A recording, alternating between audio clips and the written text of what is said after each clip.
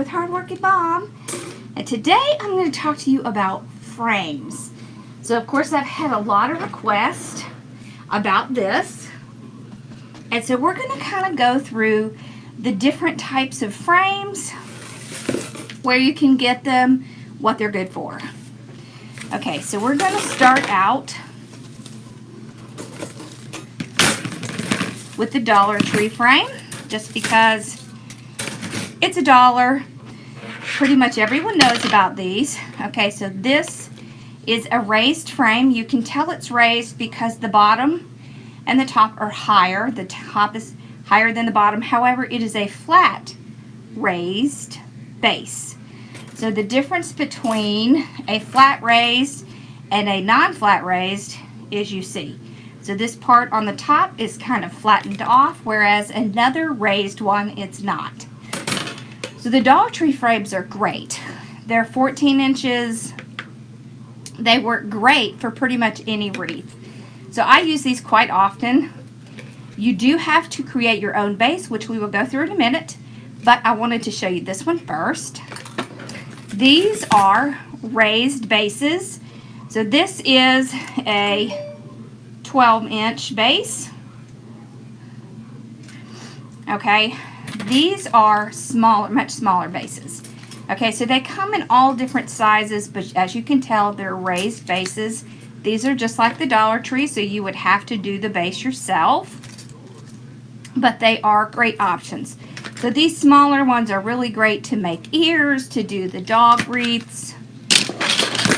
So that's what you do with those. These are the type of frames that you get from the craft stores, most of the craft stores. So this is common in Hobby Lobby. This is not a raised frame. So it's a flat frame. So this is good, especially if you want to do like small flowers or something like that. You do have to create your own base just like you would on these. So you're going to get more dimension on a base like this than you will on a base like this. So if you can see, this is going to create a flat. This is going to create a flat base. This is definitely going to create more of a raised base because it does have that rise in it from the bottom to the top. This is another flat base. This is also from Hobby Lobby. So you can see that there are different shapes in frames. So you get frames with these shapes. Okay, see they have them in all different sizes. This is another one from Hobby Lobby. This is a large one. This is like an 18-inch. I have made wreaths on these. I have made wreaths on these. I have made wreaths on the pre-done ones. They all come out pretty much the same. The only difference is this is not going to be as three-dimensional. It's not going to be as full and raised as one that has this indentation in it. Okay, so these are all good for making wreaths out of. They come in different sizes.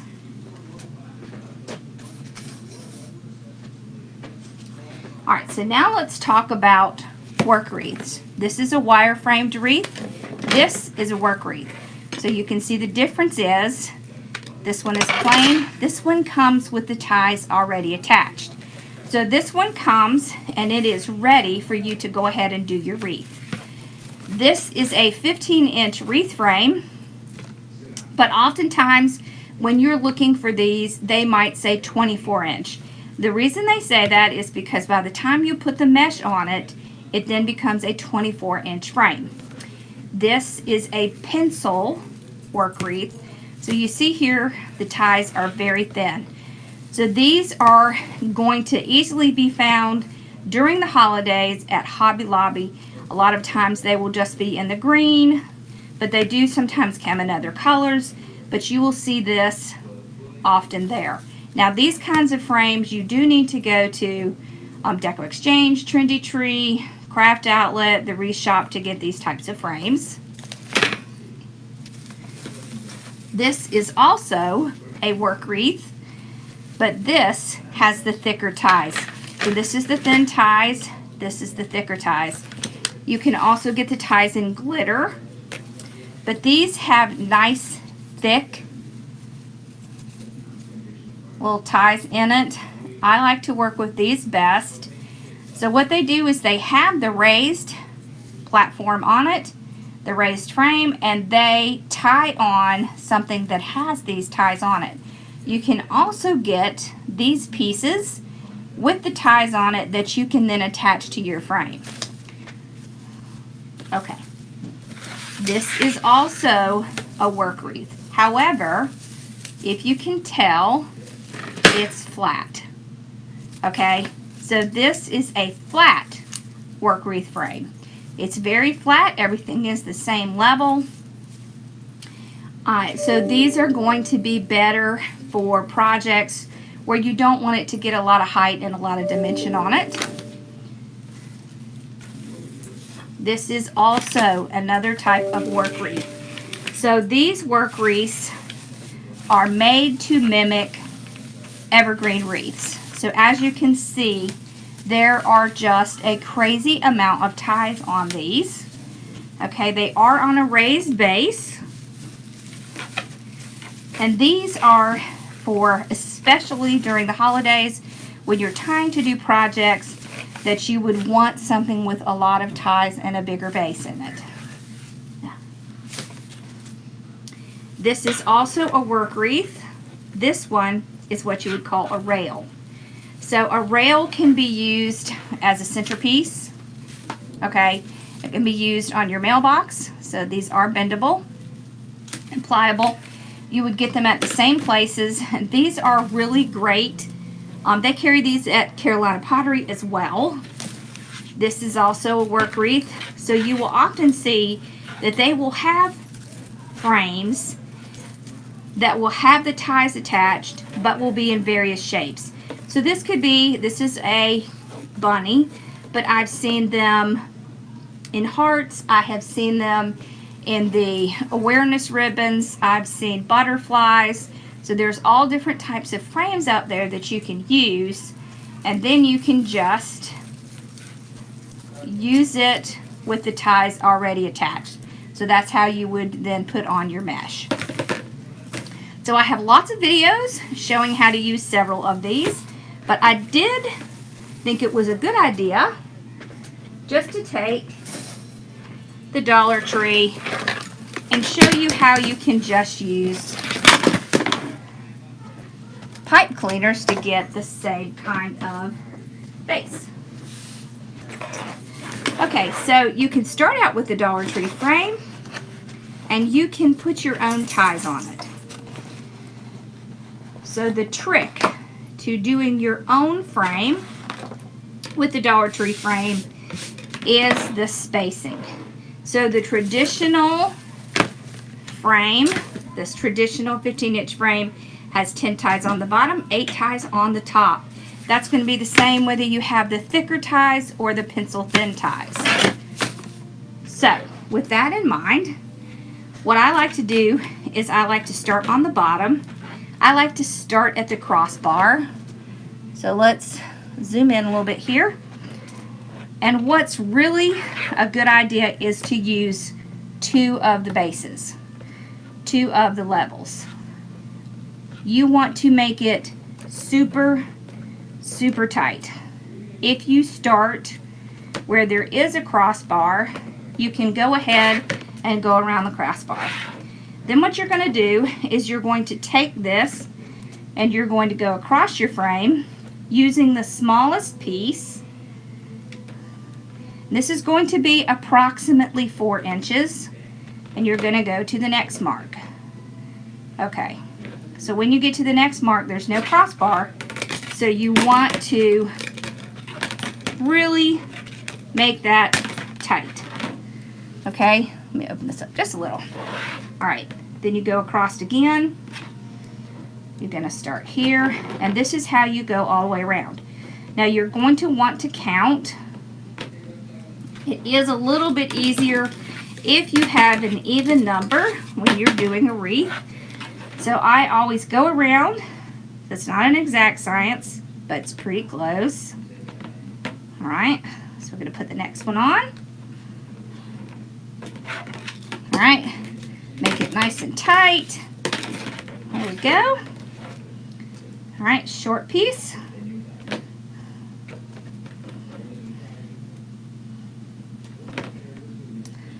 All right, go around both 2 pieces of the frame. Okay. All right. So this one is going to be where this tie is, where this crossbar is. So I will tie it tight and then use the crossbar as well. Okay. You can also put a dab of glue on this to keep it in place. If you do them pretty tight, you're probably not going to have a problem, but it doesn't hurt. Okay, so just keep doing it tight. All right. So remember, we're looking for 10 on the bottom, so we may need to come back and add one. Oftentimes I will have to come back and add one. Okay. And we can trim off the tag. Okay. So about right here.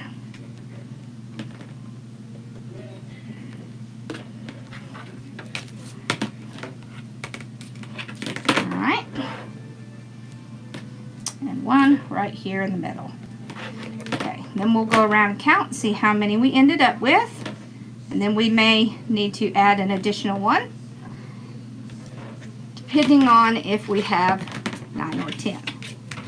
All right, so we have 1, 2, 3, 4, 5, 6, 7, 8, 9, 10. Perfect. We don't have to do a thing. Okay, so on the top, I will start out fairly close to a bottom one, but you're not going to have as many on the top. You can see this inner ring is much smaller than this outer ring. So I like to start at a crossbar again. You want to do the first and second layer, just like we did on the bottom. Just like the bottom, we're going to take that short piece, go across. That's where we start our next tie. Okay. All right. So we take, they're pretty much about the same. All right, we go across. So the point on the top is to get about 8. Well, to get 8, I like to keep it at even. It just makes your project look better. Makes it a little bit easier on planning, especially for your ribbons. All right, there we go. Okay. There we go. Tight, tight, tight. All right.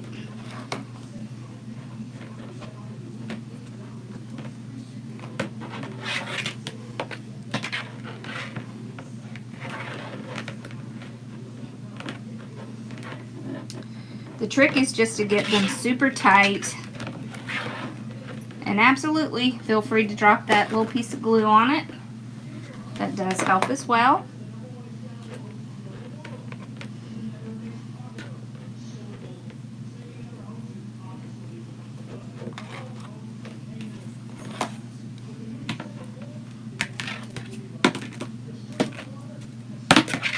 Okay.